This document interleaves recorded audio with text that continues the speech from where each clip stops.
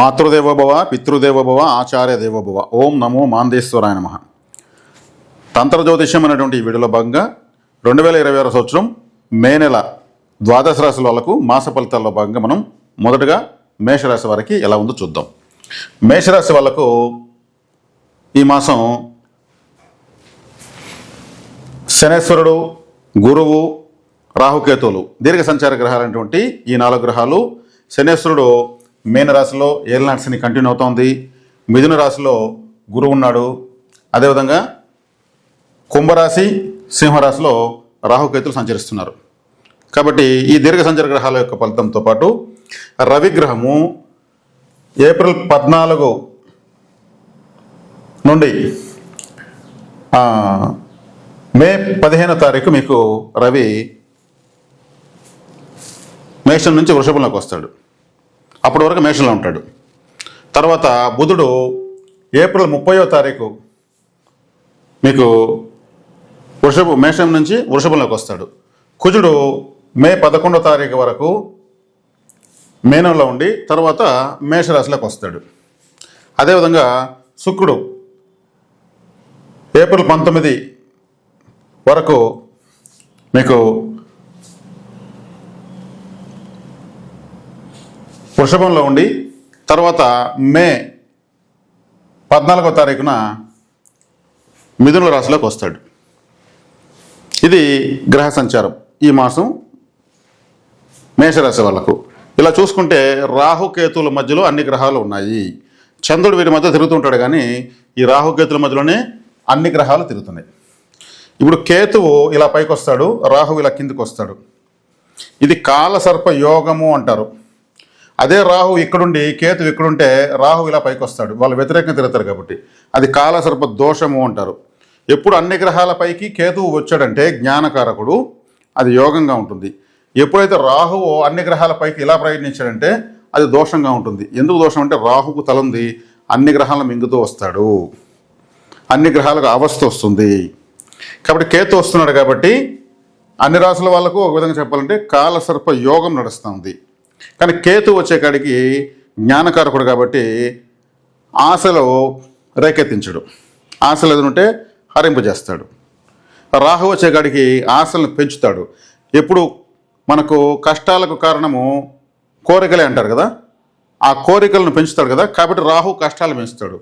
కేతువు ఏమీ లేకుండా చేసినా కానీ మీకు ప్రమాదాల నుంచి కాపాడుతాడు. అందుకే కేతువు మోక్షకారకుడు, జ్ఞానకారకుడైనడు. రాహువు మోసకారకుడైన అనమాట. ఇప్పుడు ఈ విధంగా ఉన్నటువంటి గ్రహస్థితి ప్రకారము మేషరాశి వాళ్ళకు జన్మ రాశిలో 2వ రాశిలో రవిగ్రహం సంచారం ఈ సమయంలో వీళ్లకు చక్కగా ఉంటుంది. ఎందుకంటే పంచమాధిపతి రవి రాశిలో ఉండడం మంచిది, అవకాశాలు వెతుక్కుని వస్తాయి. పంచమం అంటే అదృష్టము, సంతానము, కులదేవత, వినోదము.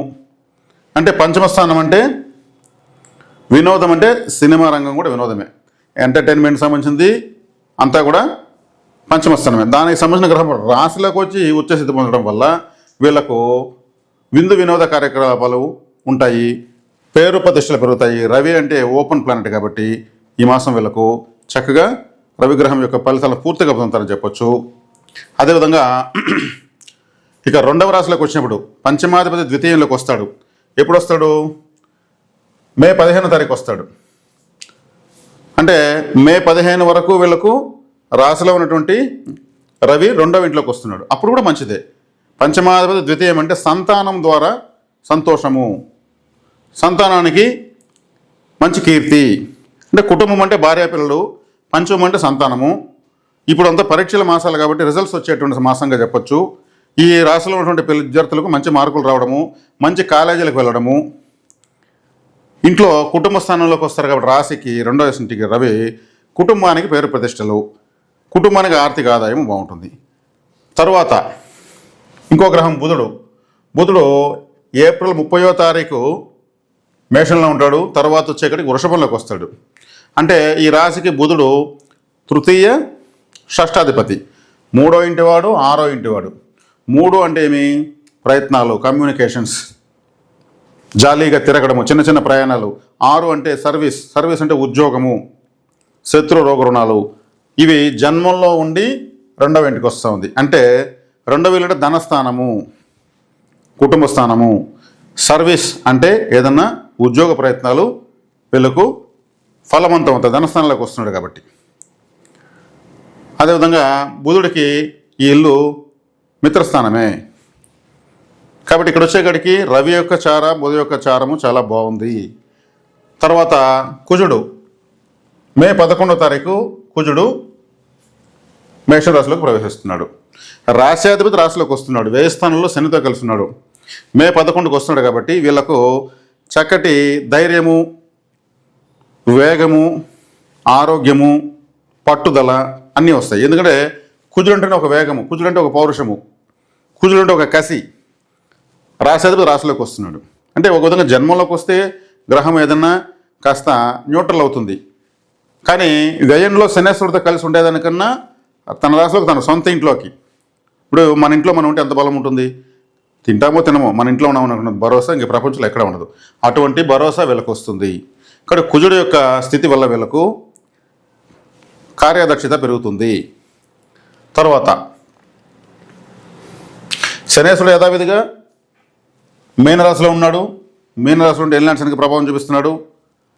ఆ కుజశనుల ప్రభావమే యుద్ధ వాతావరణం తయారైంది. మీనరాశిలో కలిశారు కాబట్టి ఈ యుద్ధాల వల్ల ప్రపంచం అట్లుడుతున్న సముద్రంలోనే, సముద్ర జలాల్లో కొట్టుకుంటున్నారు యుద్ధ గ్రహాల వల్ల. ఇవంతా కూడా సద్దుమరిగేయడానికి, వేగంగా సద్దుమరిగి ప్రపంచానికి మరొక మార్గం కనిపించడానికి అవకాశం ఉంది. మేషంలో కుజుడు వస్తేనే శనిని వదిలి దూరంగా వస్తాడు. కుజుడు అంటే ఆర్మీ చీఫ్, శనేశ్వరుడు అంటే సోల్జర్స్. కాబట్టి మేషరాశి వాళ్ళకి ఎంతనో చెప్పాలంటే చాలా చక్కగా ఉంది. ఈ రాహుకేతుల యొక్క స్థితి, పంచమంలో కేతు ఉన్నాడు కాబట్టి మీరు పంచమస్థానం అంటే కులదేవత అన్నారు కాబట్టి కులదేవతారాధన, ఇష్టదేవతారాధన లేదు శివాలయానికి ఎక్కువగా వెళ్ళడం వల్ల కేతువు, రాహువు మంచి ఫలితాలు ఇస్తారు. లాభంలో రాహు మంచివాడే, లాభంలో రాహువు మంచివాడు. ఈ గ్రహాలను కూడా మీకు అనుకూలంగా మారుతున్నాయి కాబట్టి రాహు కూడా మీ యొక్క ఆశలు నెరవేరడానికి మంచి అవకాశాన్ని ఇస్తాడు. కాబట్టి రాహుకేతుల వల్ల మీకు నష్టమైతే లేదు. పంచమ స్థానంలో కేతు ఉండడం, దైవం కులదేవత అనేటువంటి స్థానంలో ఉండడం మంచిదే. కాబట్టి చక్కగా ఈ రాశి వాళ్లకు ఈ మాసం ఒక ఏలినాడ్స్ని తప్ప మిగతా అన్ని గ్రహాలు అనుకూలంగానే ఉన్నాయి. రాశికి అటు ఇటుగానే ఉన్నాయి, ముందు వెనక ఉన్నాయి. కాబట్టి ఇక్కడ ఆ గురువు 3వ ఇంట్లో ఉన్నాడు కాబట్టి భాగ్యాధిపతి 3వ ఇంట్లో ఉన్నాడు.